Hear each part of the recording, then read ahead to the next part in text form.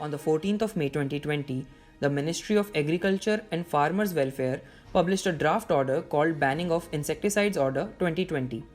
It proposed banning 27 commonly used pesticides and insecticides. 14 of these compounds were evaluated as either unlikely to be harmful or as mildly toxic. The ministry lists the motivation behind the ban of each of these compounds. For many, that reason is either a failure to submit testing reports or because they were banned elsewhere. While regular testing is crucial, it is necessary to have clear guidelines on what tests are required and how frequently they need to be performed. The testing requirements for pesticides and insecticides were, unfortunately, not pre-established.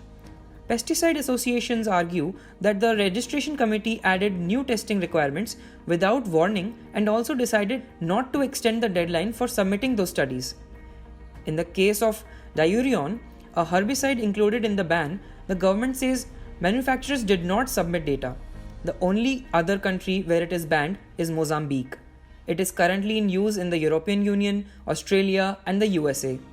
Malathion, a commonly used insecticide, is banned only in Syria and the state of Palestine. Relying on the regulatory capacity of another state to determine the efficacy of a product is not a new idea, but it is usual practice to rely on countries that have more regulatory capacity than India or whose conditions are similar to India. Syria, Mozambique, and state of Palestine hardly fit the bill. They have neither more regulatory capacity and expertise, nor are they agricultural powerhouses.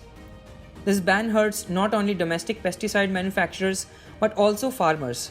The list accounts for around 40% of India's pesticide usage, and alternatives cost significantly more.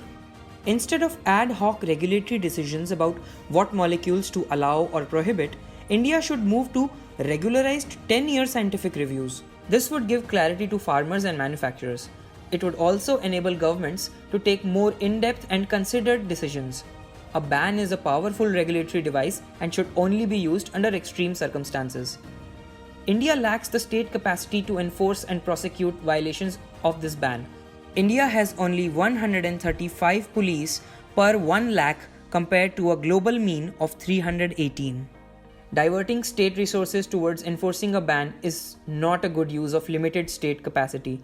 This is even more true given the questionable rationale for banning many of these pesticides.